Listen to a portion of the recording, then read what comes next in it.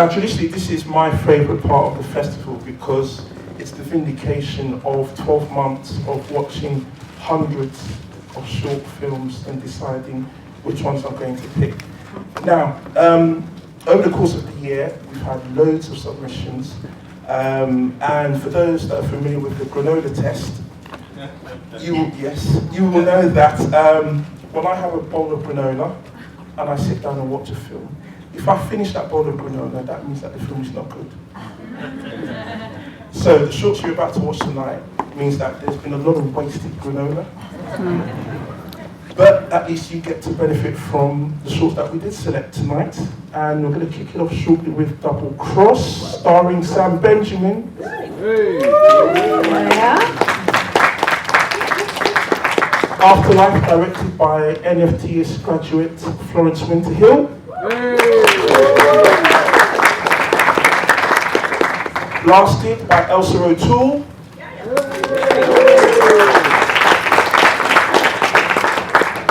For His Sake by Lagayette, award winner as well.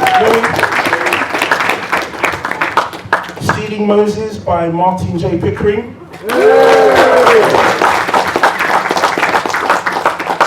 Sheila by another award winner, Vicki Kisner. Truco, written by Vauxhall Jermaine and produced by Monica D.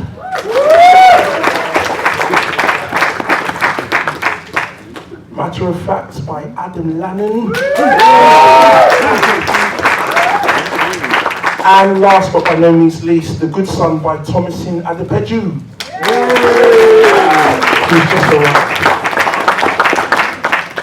Okay, so we've got a lot to get through. 9 shorts, 9 Q&As, conducted by myself and Rebekah. So without further ado, we will crack on with the first short. Remember, mobile phones are on at the Buff event, not off. And that's because you should be hashtagging Buff 2015 at all times, or Buffness Awaits, or British Urban Film Festival. So, enjoy your evening, and here we go with short number 1, Double Cross.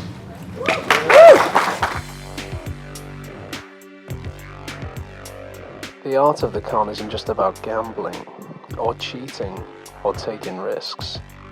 It's about everyday interactions that can be used for the purposes of deception. What if there's something you want? Something you would give almost anything to have.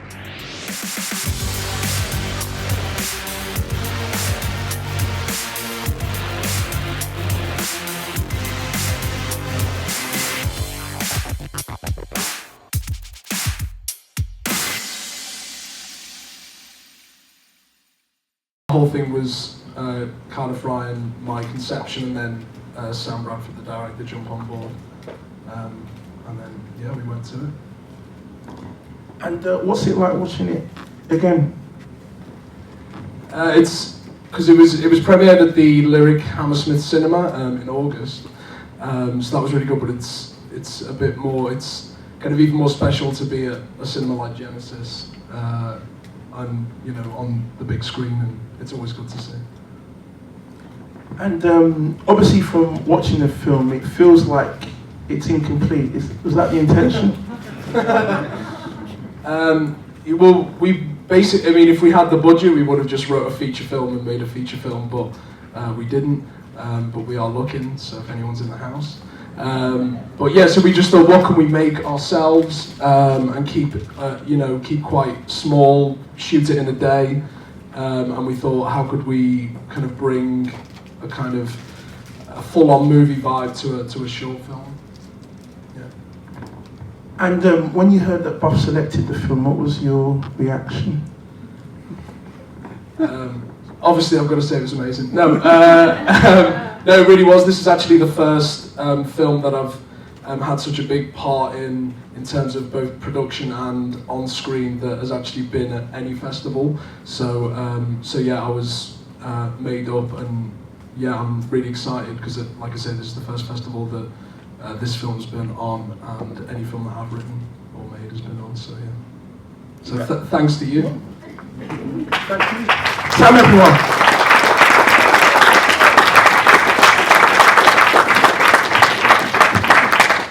Right, 1 down, 8 to go. Next up is Afterlife, directed by Florence Winterhill. Thank you. Excuse me. Where am I? What's your name, sir?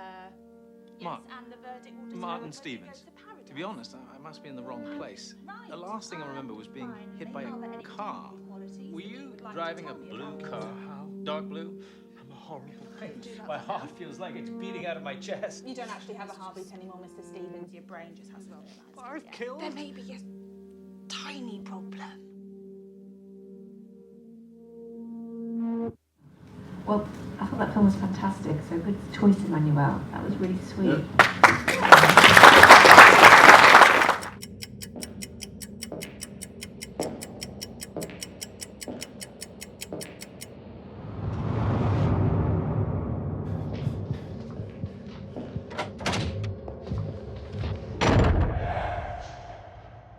All right.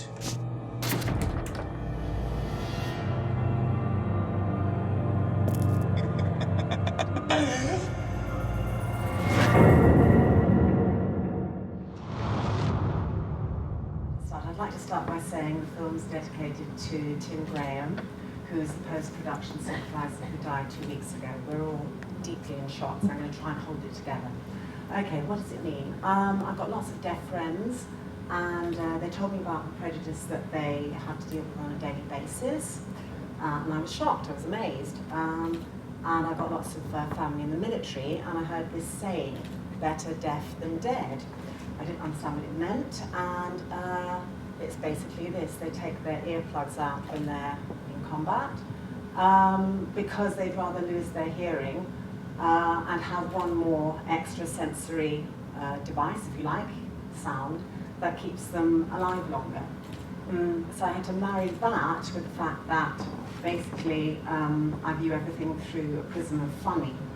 So I thought, how am I going to do that? So I had to bring in 2 pissed guys, because I'm a little bit geezer, and make them geezer and try and balance it, otherwise it would just be a pity party, and I didn't really want that. Does that help? And what's been the reaction from people that you've shown this film to? It's quite interesting because I get a different reaction from different people. So,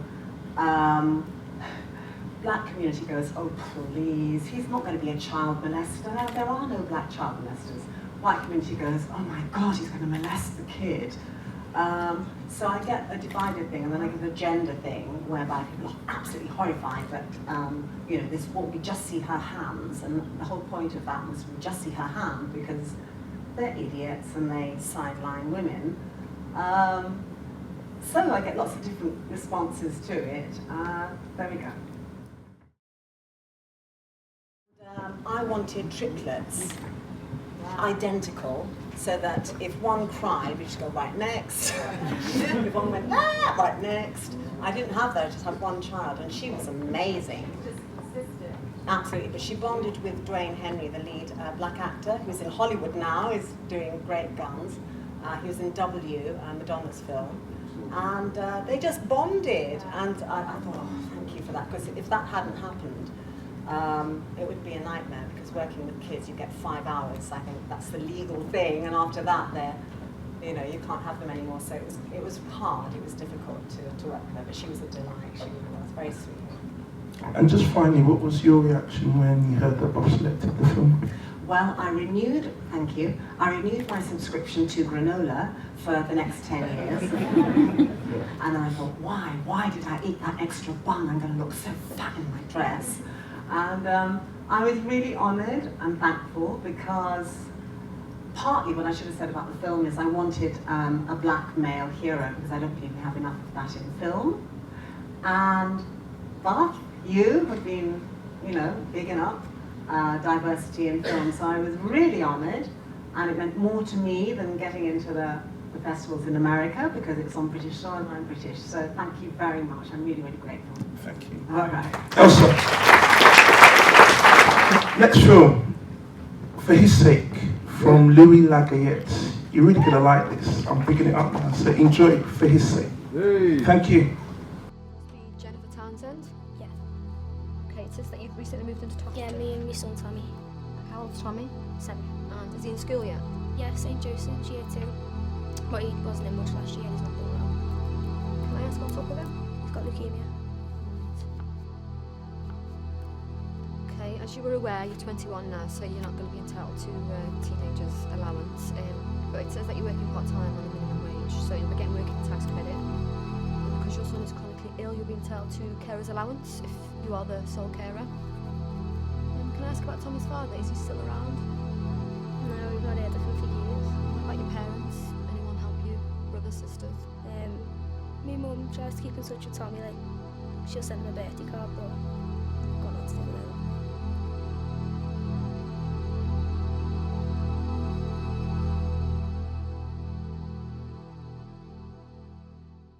Congratulations on that film, very powerful. So tell me a little bit more about how the story developed. Well, hello everyone. First of all, thank you very much for being there. So the story is actually a true story that we kind of slightly modified and adapted, but that the actual mother existed and did that back in 2006, I think. And the real mother was more motivated by greed rather than need, which I thought was a bit less interesting. And we kind of, there's the few themes running throughout the film, but one of them is teenage mothers, and it was kind of a mix between that real story and talking about teenage mothers that led us to stay in Liverpool and make her motivated by need and necessity rather than greed, which I thought was a different genre, if you know what I mean. Yeah, absolutely. And how did you become attached to the project? Absolute fluke. Louis got in touch with me, and I turned up, and it was the most dramatic like audition. I turned up, it was Chinese New Year. I got stuck on the bus, got chased by a dragon, I got lost. I turned up, I'd lost my script. I walked in, and then he cast me, and he said, "The reason I cast you is because you turned up and looked like you weren't bothered." And I was like, do you know what I mean? He's like, "Yeah, you just look like you weren't bothered, and she's not supposed to be bothered. She's kind of like flustered." And I was like, "Brill, thanks." And I was just like, "Cool." So yeah, that's how I got to know him, and yeah, that was all casting. Well, that's maybe a lucky thing being chased by a Chinese dragon. Oh Then, yeah, to yeah, get that definitely, role. yeah. And was there a lot of preparation for you when you found out you had the role?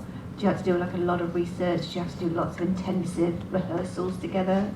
Yeah, well, there's a lot of research. It was more with the little boy and getting him to be comfy, like us two together. Tayo, he's not like that in real life. He's very vocal. But so it was just like getting to know him and stuff. But Louis likes to do a lot of improv, so he'd tell the other people to say things, and I'd just like have to improvise. So there was a set script and stuff you had to learn it. There was a lot of research, and you just throw questions in like what your mum and dad, and I'd be like, okay. So there's stuff coming up, and I'm going, all right, okay, use that bit. But no, there was a lot of research. She wasn't fun to play, but she was because she's so far away from me that I almost enjoyed it. Yeah, that's interesting. So was there a lot of kind of rehearsal time? Do you have like a long shoot for this short film? The shoot was about 5 days, which you could say is long for a short. I mean, you know, you've got different ways of approaching it, but yeah, 5 days was good enough. And the good thing is that I had the opportunity to come, because I'm based in London, but I had the opportunity to go up to Liverpool, and we did a few rehearsals, especially with the girls at the pub, which I think was an important scene I to. love that scene, because it just shows, like, hang on, that's thinking, something not right here. She's all glammed up, and he's at home, but he's got leukemia. I was like, hang on, that's a little bit weird thing happening here. I thought, oh, well, see how it all goes on, but it was really well crafted. And what is next for you both? So I'll start with you. Funny enough, Emmanuel is right there, and we chatted about seeing how this could potentially expand into something longer in the future. Right. So that's an option, and Vicki would of course be part of that thing. But no, and at the moment I'm working on another project, trying to jump into feature, but it's another short. Yeah. Right. So a long path anyway. I look forward to seeing it for sure, because there's a lot of potential in there. That's what short film is all about, calling cards, and that's a very strong one for both of you. And what about yourself? But I think when that becomes a feature, you'll be fantastic in that, because you'll have like your trial run, and then you'll know then back to in that woman's character, being that character again in those shoes. Your face wash. Yeah. Anything else on the horizon for you as an actress? As an actress, no, but I do a lot of dance. So I've got like a small contemporary tour thing in the autumn, winter. So yeah, just having a little minute acting-wise and just dabbling through. Carry on. Fabulous. Thank you both. Congratulations. Thank you.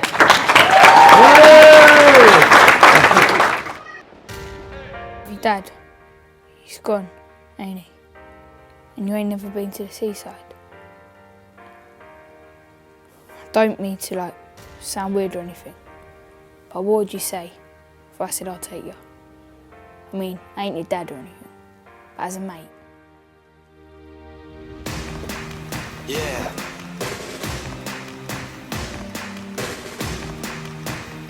And this is my story. Yeah. You see the picture on the wall was full of different memories. I take a trip down memory lane, oh yes I kinda envy. And would they let me speak my mind? I wonder if they'd let me. They're trying to take my soul and pride, I'm feeling kinda empty. It's early in the morning but I'm wasted out my face. Get another Jaeger master raving out of space. What? Not a red boy, you know. That's what you're thinking. What's a red boy, Josh? I've never made a promise in my life.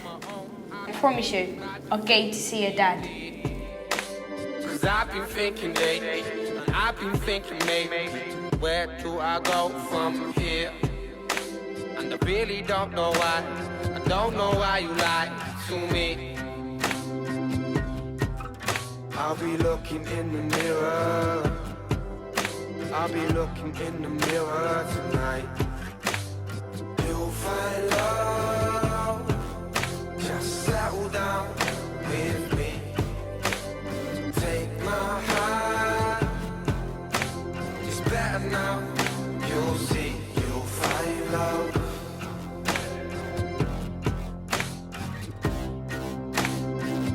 You'll find love.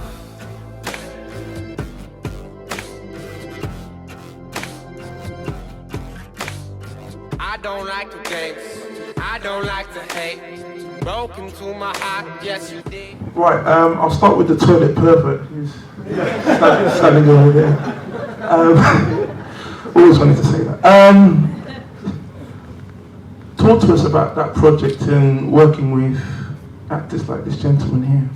It was Martin and Margaret did the selection. I thought the two guys were exactly the way I imagined it.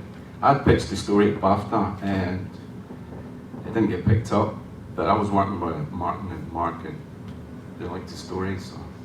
But the hardest thing was getting the two kids in. They were exactly, he was absolutely brilliant. And that's a great cut, by the way, really good cut. Yeah, it's cut down, isn't it? Yeah, we had to cut it down a bit because it was a bit longer than that. We probably could have made a feature out of it if we pushed it, but you know, budgets don't allow that, you know, and we paid for it ourselves, so we made it that long. Yeah. And, the other thing as well, it's hard to get a long short film into a film festival, and that even at that length, it's difficult to do. Yeah. So you have to do a festival cut, basically. Yeah. And how long was that cut? 20 minutes. 20 minutes.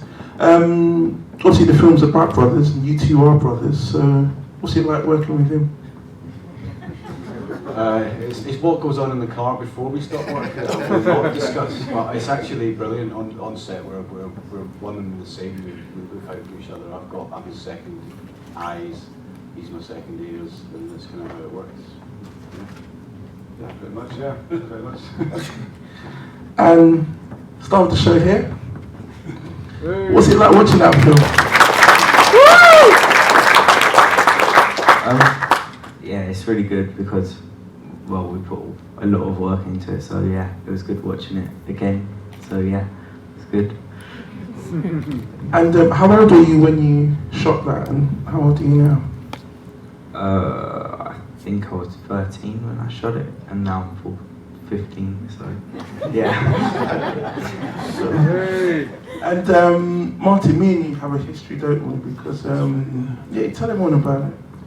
Well, we were in the same university year at Thames Valley University, London College of Music and Media, actually. As TV sounds like crap. But yeah, Mother St. Class, and actually you made a film that I wrote, didn't you? Yes. Yeah. It was, wasn't it? Let's move on. But yeah, we do have a history. He's a great guy. No, I always liked Emmanuel, and I appreciate you taking this film for our festival, for your festival. Okay. Did everyone enjoy it? Yeah. Round of applause, please, for Stephen. Are you all enjoying yourselves? Yeah. That's what I thought. Right, next up, it is Sheila, directed by Vicki Kisner. Thank you.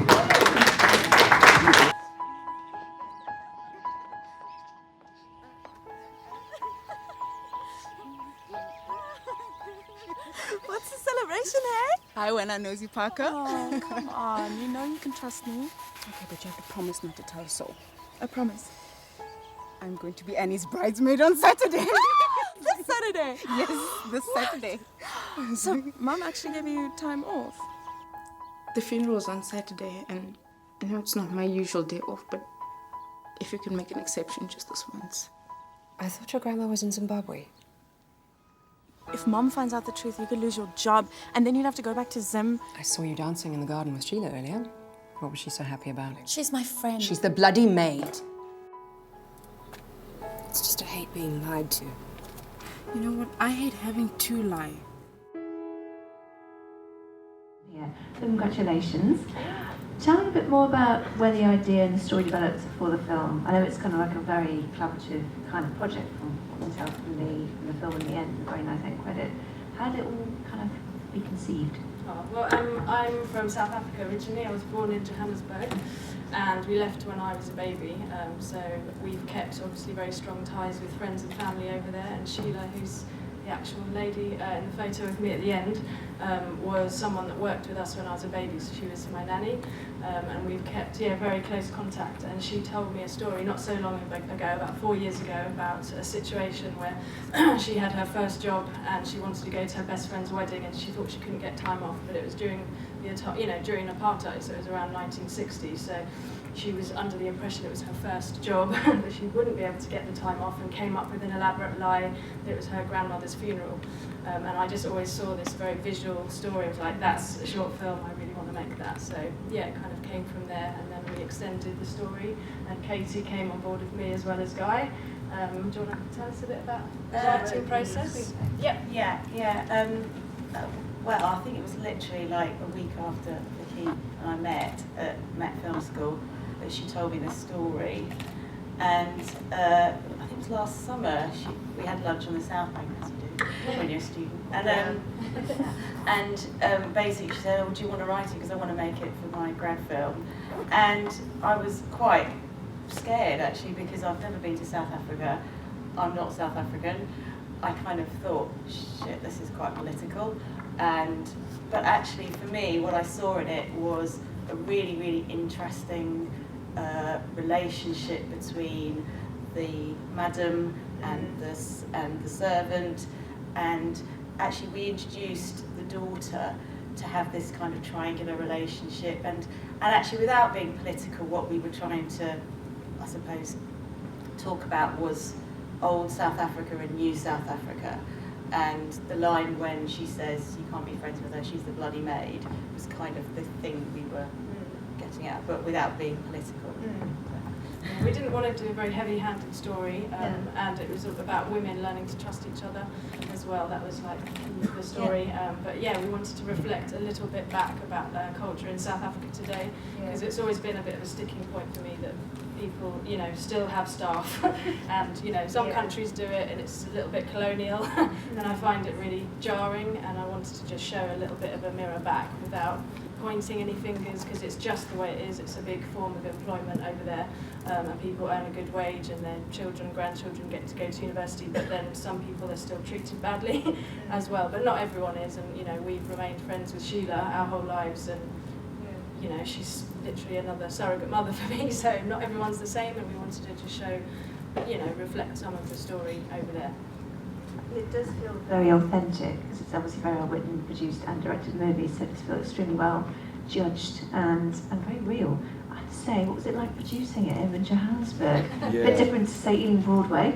Yeah, it wasn't too bad. We, myself, Vicki, and the cinematographer were actually the 3 crew members from the UK that went over there, and we were out there for 3 weeks before shooting. So we were living and breathing it. We were living with each other, writing every day, working on shot lists. So we got a whole film crew from graduates that had been at the after the film school over there.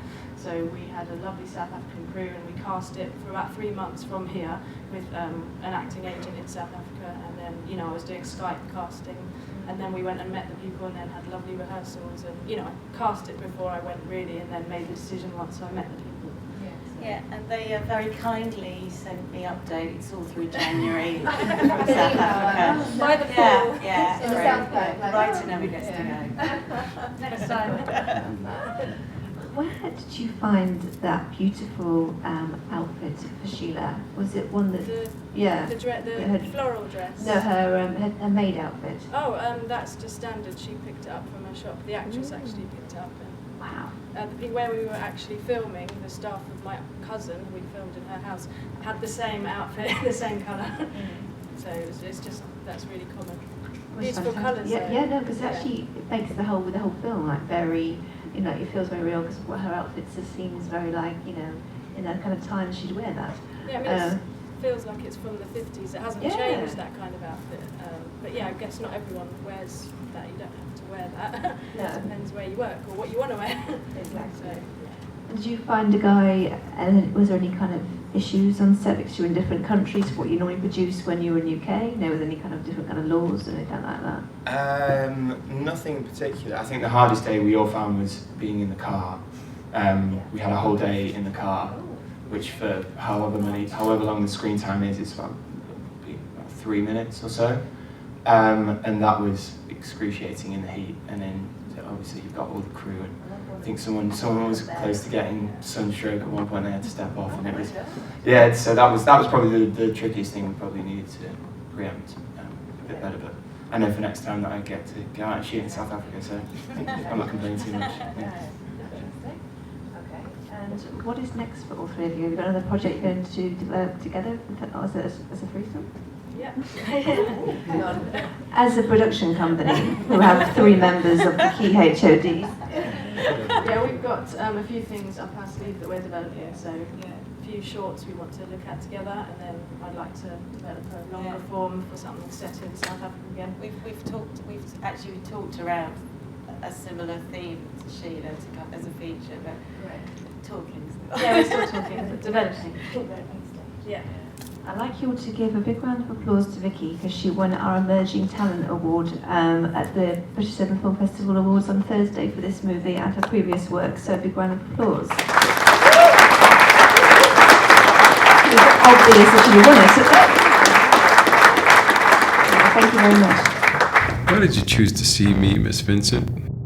It's my job. I kill successful, attractive women, people like you. But that which I am is the very same reason why you're sat here now. Know what I'm gonna do to you? Do you know what I'm gonna do to you? I noticed Indiegogo was a significant part of that production. Can you talk to everyone about that? Well, I can actually, but Monica, you can already do better because she actually set it up. Okay, well, as you can imagine, it's really hard to get money and to make short films, so I managed to self-fund it a little bit. We begged, stole and borrowed from friends and family, and so we heard about Kickstarter, Indiegogo. I really liked Indiegogo just because if you don't raise the whole money, you can still get the money. So we went with Indiegogo, and I think we managed to raise about, like 1,400 or something, a bit more, yeah. So without that, it would have been really tough. We used Indiegogo to recommend it. And Vauxhall, what was your inspiration for the story? Well, I could lie and say that I've lived that life, but the truth is I haven't. I was actually writing a comedy at the time, and I'd spent about 3 or 4 weeks on it, and I'd just gone in too deep, and it was doing my head in, and I needed to do something else. So I started writing that, and genuinely I just made it up as I went along. took me about 45 minutes. And round of applause for that. I'd actually worked with Monica on a short film, probably about a year or so before that, wasn't it? Yeah. And she asked me if I knew anybody who'd written anything, if they wanted it making. I said, actually, yes, I do. Me. And I gave her, she phoned me back like 30 minutes later after she'd read it. She said, we're making that. And it was made within 3 months. So. And can I just say, it was shot in 1 day. So, yeah, which I'm really proud of. So what was it like working with those actors in 1 day? I probably would say that was one of the best productions that I've been on. No stress. I think Eric Hayden, the main actor, was phenomenal in it. I think he killed his performance. Yeah, we worked with Andy McQuaid, who's now in LA, the director. And that was he's a theatrical director, and that was his first short that he directed. And when I met him, even before, I didn't even flinch to think, no, I'm not going to work with you because you've never directed a film before. Yeah, just the passion from everybody, all their passions, and I loved it. I had a really great time on that production, so yeah. With regards to Eric, he's actually unfortunately not here tonight because his wife's ill. But my acting agent saw him in that and signed him straight away. And he didn't actually have an agent at the time. And for somebody who's that good an actor, I couldn't believe he wasn't signed to anybody. And I think within a couple of months of my agent taking him on, he got a role in the film The Gunman, I think. And now he's got a part in Bond as well. Yeah. So fair play to him. He's a top actor. Now, you don't just write books, you're an actor as well, so you're kind of doing all things. Just very briefly, just talk to us about what it's like to be a jack of all trades. Well, I wouldn't go as far as say a jack of all trades.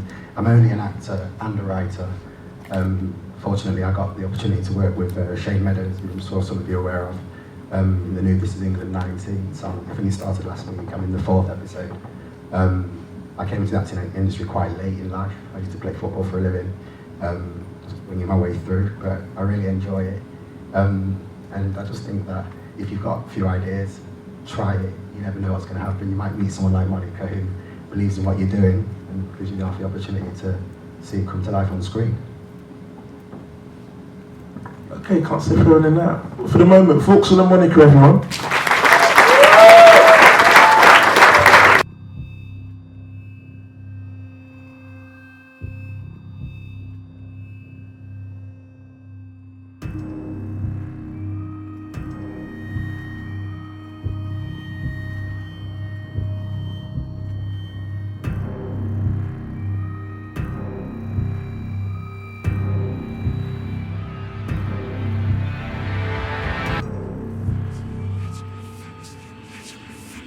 Take the pill.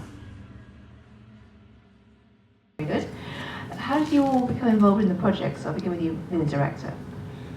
Okay, so there's myself, Stuart, and Roman, who can't be here this evening, unfortunately. And we all met on a filmmaking course together. We all wanted to make something desperately, and I sort of knew Howard, and I knew Jessica before, and then Stu knew Nick and Ioanna, and we all came together, and yeah, we decided to make this film in 48 hours. So that took you just 2 days to do that high-end, beautiful production. Yep. Do you have it already planned there before you had to do the 48 hours, or was it just really? Yeah. Wow, I think I'm just a round of applause because I cannot do that myself. Wow, but did you have it in your head? You just literally had to put everything together within 2 days, including the edit as well. Yeah, absolutely everything. It was as part of the competition that we took part in, and I mean, we sat down, we just planned out that we wanted to do a film together, and that was basically it. Was we said, okay, within the confines of the competition, you have 4 items that you have to put into the film, which we did.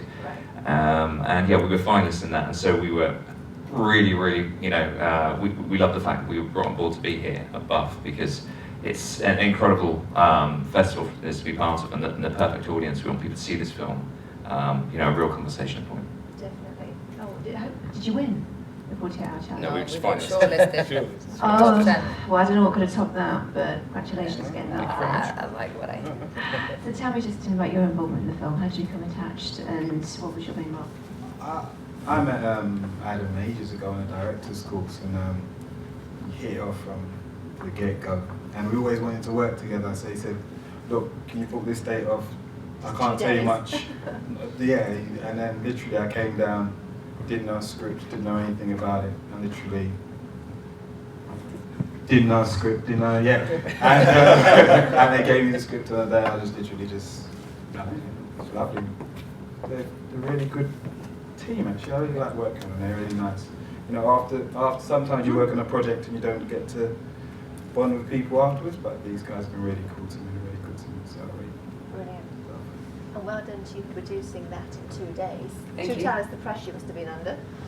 Yep. Yep, I can imagine you must have been high. We did work 48 hours. Yeah. All Sure, of them. You must not have slept. Sunday night to Monday morning was a very interesting Sunday night to Monday morning when we're doing the mix of composing the music, audio mix overnight with the composer in a hotel up north, doing it on his computer and sending it across to us at 3 in the morning, and then the dubbing mixer taking it over at 4 in the morning, trying to deliver it at 9 o'clock, and it was the last person standing every hour. Each member of the crew was kind of, passing out in the process. But we did it. It was fun. They're great, all of them. A lot of people talked about how hard it is to get money to put together a short film, and actually I recommend to anyone to do a 48-hour film challenge, because part of the difficulty is getting people behind it and wanting to be involved in it, and actually that short space of time really pulls everyone together and they can see a purpose to it, because you're going to be finished on Sunday and you're going to all try and pull together and make this thing happen. So it's really worthwhile to actually just get something finished. Off the back of it as well, we found that we had loads more ideas about this world, so we kind of built a whole series of different ideas that we could turn into something bigger as well. So 5 minutes could easily turn into 2 hours or more. So box set. And the film said 3 minutes that pill would last. And when did we do that? When did we do it? May? Yeah. I'm still waiting. Side effects too. But it's great, and seeing Justin, also I was sort of taking over from Justin's role, and he's a bigger guy than me, and that sort of cardigan completely swamped. Yeah, I didn't have time to bulk up, unfortunately. But it was great being on a film where you shoot it and then within 2 days you're watching the final thing. Yeah. Normally you have to wait a long time. I've worked on shorts that have been in post-production for 2 years. Yeah. And look great, but then they're taking that time. Well, that's the thing. We're trying to make other films. It's like they're sort of not happening. Yeah. They're taking a long time, Yeah. and I sort of want to do another one of those because But you'll you've get made people it together and you finished. make it in 2 days. It's a bit disciplined. And it is what it is. It's 2 days worth of work, but you have a finished product. You can show You it just to have to people. make decisions. That's Yeah. all the time I've got, and that can be a very good thing for the whole team. Really did work Working very well well together under because pressure. yeah, for sure. So with it being an actor, that's obviously a lot different type of pressure on you to, you haven't got much time to get it right, you've got to get it, nail it for the second, haven't you? You haven't really got that much time to breathe. I know, sometimes you can over-prepare with stuff, sometimes it's nice just to be sort of thrown in there and just sort of, and just go with it. And you enjoyed that? Yeah, it was great. Yeah, You enjoyed being me? I love it when you just... I just need to build my biceps up a little bit next time. But yeah, a lot of fun. Ogun oṣó gbogbo, ogun àjẹ́ gbogbo, ogun oṣó gbogbo, ogun àjẹ́ gbogbo, ogun emèrè gbogbo, ogun àjẹ́ gbogbo, ogun oṣó gbogbo, ogun àjẹ́ gbogbo, ogun oṣó gbogbo, ogun àjẹ́ gbogbo, ogun oṣó gbogbo. Any power of my father's house, Any power of my father's house that wants to terminate my life, that wants to terminate my life, die in Jesus' name. Die in the name of Jesus. Die in Jesus' name. Die.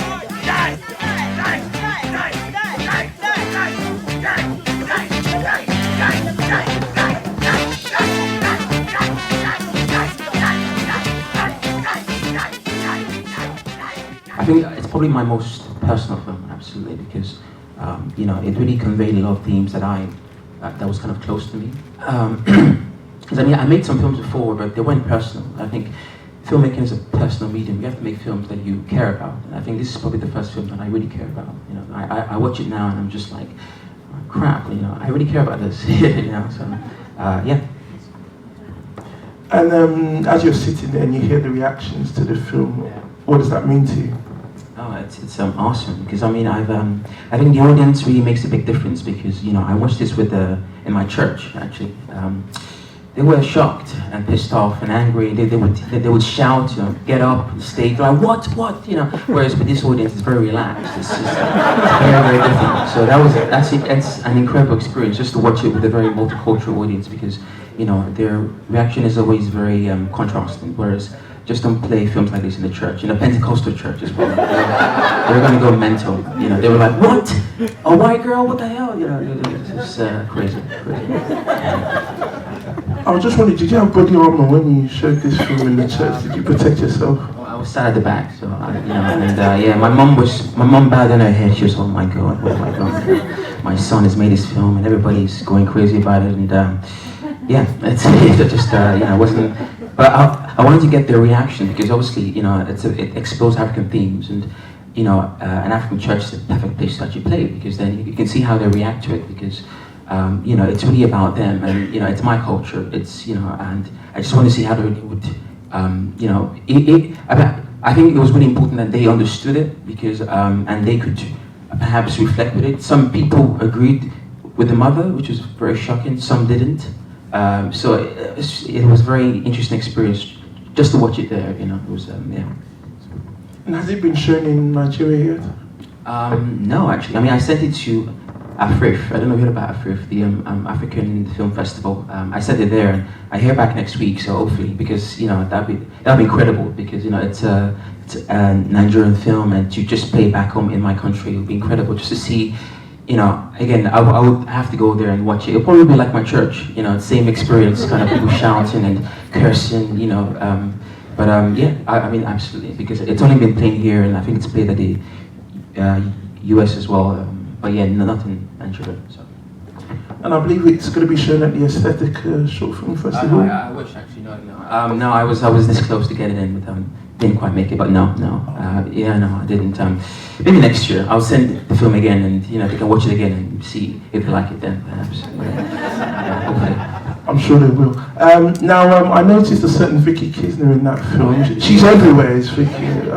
I mean, what's great about Vicki is because when I was writing the script, I was really I was worried because it was so personal to me, and I was worried that I was perhaps too close to it, as most writers feel. And what Vicki did was incredible because she was, it was objective to her, so she didn't really know the characters or that world itself or the story.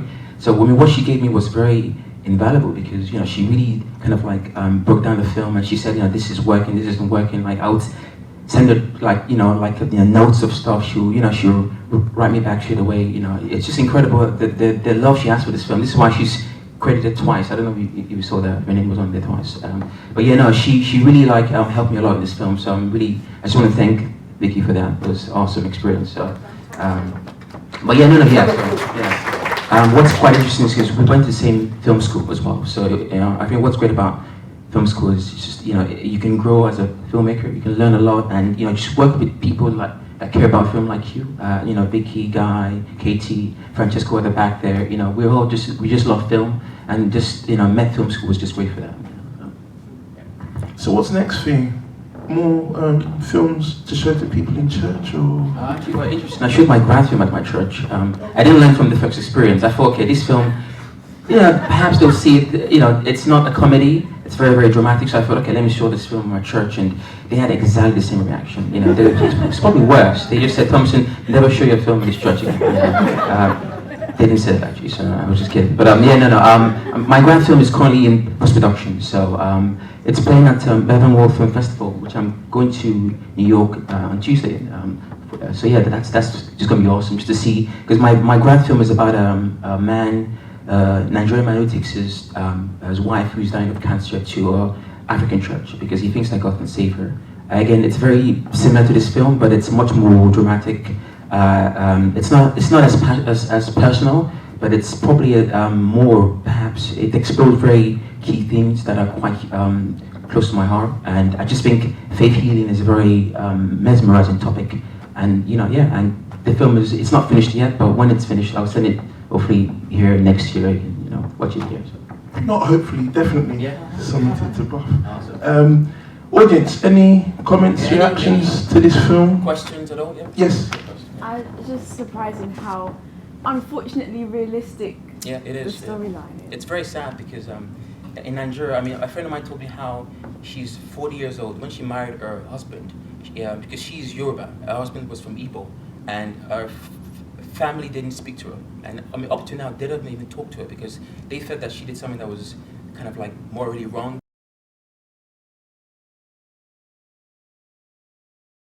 Thomas's film, the last one we just watched, was absolutely great.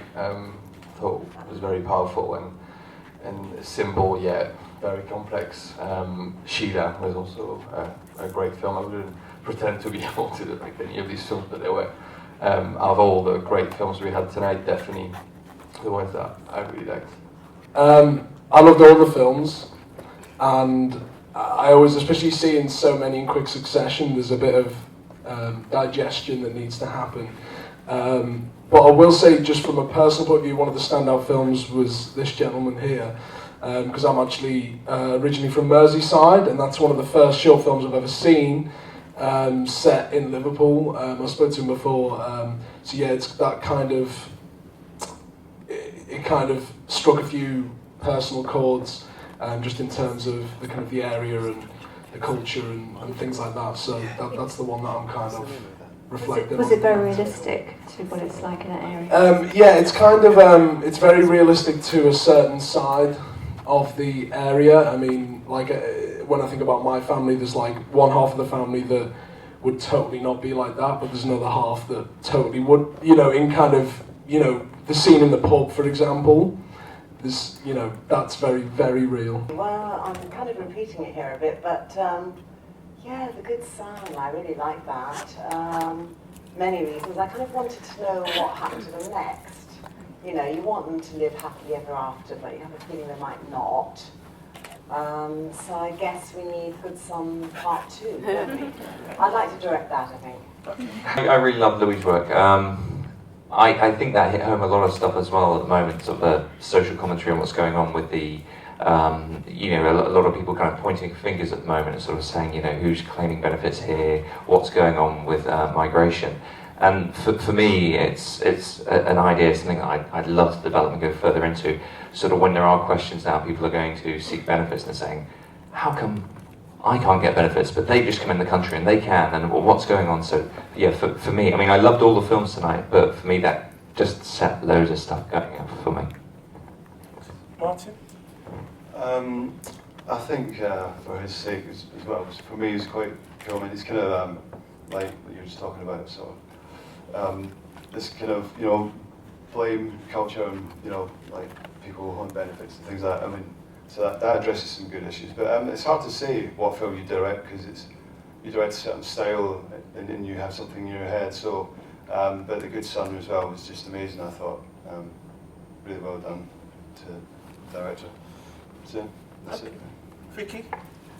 Yeah, again, I kind of agree. It's hard to say which film I would have liked to direct. I'm pleased I've directed my film because it was the first time I've started to explore some of my heritage. Sure. So, but for his sake was really interesting. It reminded me a little bit of Andrea Arnold's first film, Wasp, and I just loved the realistic performances and the conversation in the pub was awesome. And I obviously loved The Good Son as well, and feel.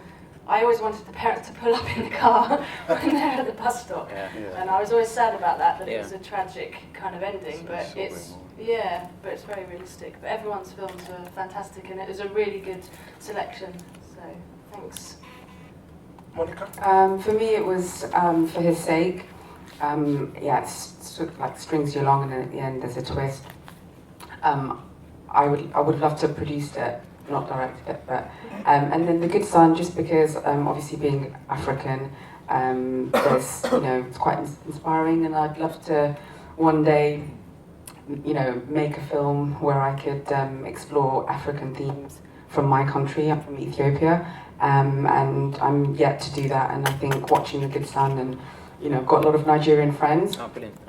and I actually could imagine that shoot would have been quite funny and Yeah, it was very interesting. Yeah, bundle of laughs. Yeah, lots of yeah, stressful as well. The food was amazing. The food was by the way. amazing. Yeah, I had it was African delicious. food, so it was well done. Thank you. Vauxhall? I won't even dream of directing. That's like the worst job for me. Writing and acting, I'm cool with that. I think directing is really a different kind of skill completely. The two films that stuck out for me were For His Sake and Sheila. I just thought the casting in Sheila was spot on. It was unbelievable. I genuinely thought they were like mum and daughter in real life. It was wicked. Tomisin? I think For His Sake, it's such a powerful film because I saw that and I just think it was so really real, and I think it's hard to falsify that. I think you either capture it or you don't, and I felt that film captured it really, really well. Just the characters were so endearing. You felt sorry for them, and the way it was shot as well was just breathtaking. I wish I had actually made that because the camera was always like with the characters, but always gliding with them. It felt very intimate, but also very extrovert, very objective. There's so much to say about the film. I love it. What is kind of now, I know we talked about the next steps, but what would be your kind of ideal kind of script to direct or act in or produce? Well, thanks to the jury on the live script reading at Buff, the script that I'm currently working on was selected and read.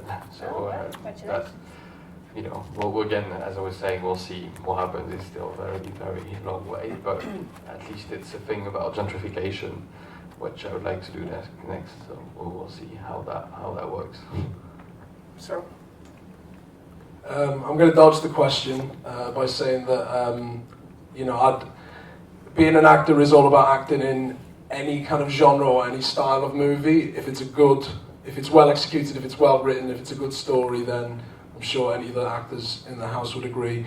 In terms of Double Cross, that was made out of a desire to act in something like that, because I think that in this country we seem to, very often there seems to be like extremes. Either we have movies that are really dark, really gritty, really kind of on the estate with loads of drugs and everyone's pregnant and having affairs and everyone's really poor, or it's like everyone's really rich and white and RP speaking and period drama, and we wanted to bring a bit more kind of drama and comedy, a bit of a throwback kind of crime caper to like 60s, 70s, and that's what Double Cross came out of. So I'd love to act in a film like that.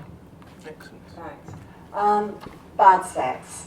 It's my feature script, and it was picked up. Sorry, I thought we got off topic then. I thought we so it was picked up for a Cannes initiative by Babylon. So I'm still... Congrats. Thank you. So I'm still developing it. It's multiple protagonists. What a freaking nightmare. Lots of characters, different colours, shades, shapes, sexualities, and it's very, very British. And I shouldn't really say this, but I had a 2-hour meeting with Lionsgate a few weeks ago, and really funny, but it's very British. I said, yeah, that's the whole point. It's British, yeah. So anyway, I've got to make it American. So yeah, good luck with that. So that's what I'm working on. That's what I want to make next. Okay, thanks. Adam? Wow, I don't know how to follow that. So, matter of fact, incest. Good sex. Good sex. Oh, I thought you said incest. Right, let's sorry. keep it on Matter of fact was that was my directorial debut, and I really enjoyed working with the guys, and I know we're going to keep developing that idea. So hopefully we're going to look at other things in the future as well. I've got a couple of scripts that I'm penning as well. Obviously, once you do political stuff that speaks to people and conversation points. Acting wise, I'm currently in a show at the moment in East London called Time Run, if anyone wants to come check it out. And I've got a couple of films coming up as well that I'm working on, which is great. For me, I kind of want to address issues like Stephen Moses, really, social issues, things like that, and work with Bobby on hopefully some more films, because he's a great writer, and hopefully get some more money so we can make it a bit better next time. But that's it. I'm very keen to direct a feature at some point. I would love to develop the themes in Sheila, but maybe set it during apartheid and actually go there this time. But I do want it to be very character driven, but drama, but maybe elements of love, laughter, humour as well. Maybe not in that film, but in my films in general, I want to hit various feelings for people. I'm working on a web series called Spectrum East, and it's exploring issues such as gender, non-binary, trans, LGBT. So yeah, I'm co-writing that and producing that as well. Acting-wise, I'm working on a feature film later this year called Lie Low. About a man on the estate who's, I think he's, from what I remember the story, he's killed a kid, or known to he's killed a kid, and he's on the run. And I'm one of the characters who he tries to come and stay with so I can harbour him and stuff. Another film I'm working on is called The Other Side of Love, and I play a will.i.am type record producer. It's a bit crazy. I've read that script, yeah. Any good? Yes, very good, yeah. Writing-wise, I'm developing 2 stories at the moment. One is based around when I was younger. My brother sneaked me in to watch a film called BMX Bandits, which starred Nicole Kidman.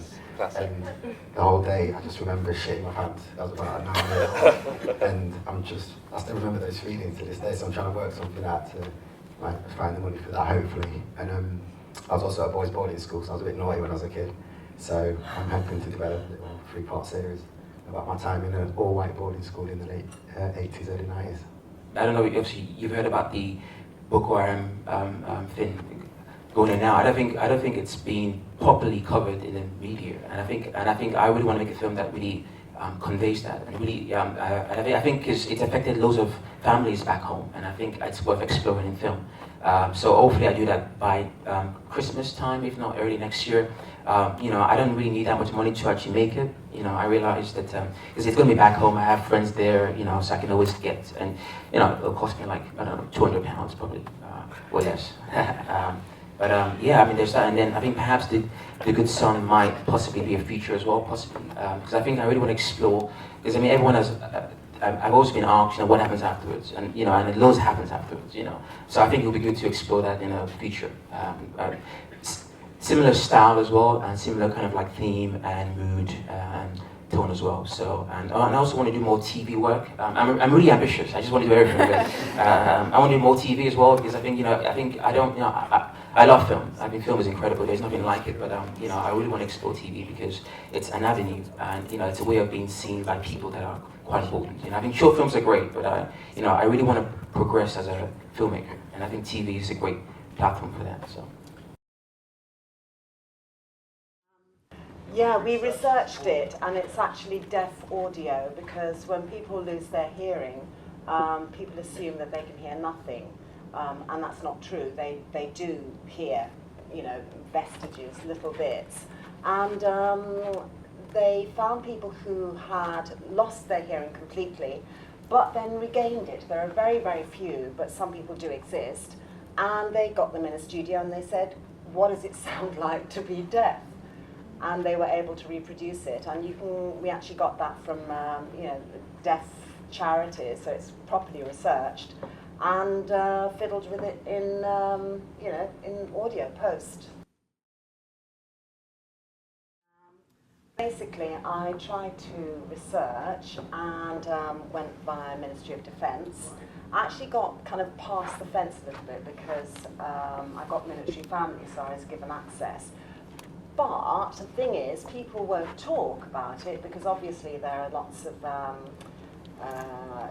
there's a lot pending. People are being sued because of deafness, and there's a lot of that happening. And also, the second that you admit you have any hearing problems at all, it's bye. Yeah. And your military career's ended. And for a lot of people, being in the military isn't really a career, it's kind of a calling. It's like, their family, and it's a really big thing. So they lie about their hearing loss in order to maintain their jobs, their life, their calling. So it's a very tricky subject. So I had to kind of winkle out the information and do lots of research. Big round of applause, please, for our filmmakers. Hi, we're the Pickering brothers, me and him. We're here at the Genesis Theatre in Mile End with our actor Joseph. We've just seen all the films, a fantastic bunch of films, including ours, which was fantastic. Great performance from the young man. Thank you to the British Film Festival for having us. Incredible night, great to see other filmmakers mix and meet people, and it's been a wonderful experience. Hi, I'm Sam Benjamin, writer and star of Double Cross, also starring Tyler Fry. It's just been shown at the Genesis Cinema with the British Urban Film Festival 2015, and I'm feeling pretty good right about now. It was with some excellent other films, and it's been a great festival so far. I'm looking forward to the rest of the films as well. Hi, my name is Lannon. I'm the director of the short film Matter of Fact. We've just had the screening and the Q&A on the Sunday night here at the Genesis Cinema, and it's been fantastic. It's been really good to have our film up there on the big screen and just to have the reaction and just get first-hand people who are really enjoying the film getting to see it. So it's been a real pleasure to be involved, and thank you, Granola. Hi, my name is Natalie Barrett, and I've just come to this film festival. It's really, really good. I really love film, and I feel that there was some really, really good songs tonight. So, what was your favourite one? My favourite one was the one that's a good one. I have to think about that. I think it was the one in South Africa, which was called Sheila. I think that was a really good one. And yeah, let's see what happens. Cool, my name is Marosa. I'm an actress. And I came to support my girl Kyla Fry, who done Double Cross. Don't be upset, Kyla, because I kind of missed it. But I'm going to go to the next festival that you're at because I love you that much, darling. But from the films I did see, I really enjoyed Sheila. I thought that was really dope. I thought the acting was spot on, and the chemistry between the actors was dope. And they casted well. Definitely casted well. I also loved the last film.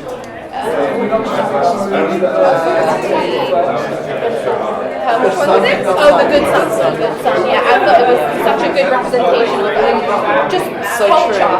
Yeah, just culture in general. It doesn't necessarily have to be like Nigerian family, because, like they said, someone from France had that issue. So it's something that people feel and that happens in all families, all different cultures, creeds, types, colours.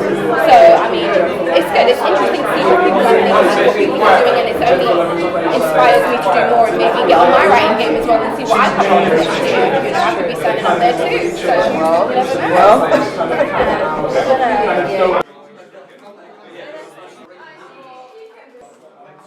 Hi, I'm Vicki. I play Jennifer in For His Sake, which is directed by Louis. I'm here today at Genesis Cinema in London, showing off. Exactly. And I'm Louis. I'm the director of For His Sake. I had the pleasure to work with this lovely lady right here.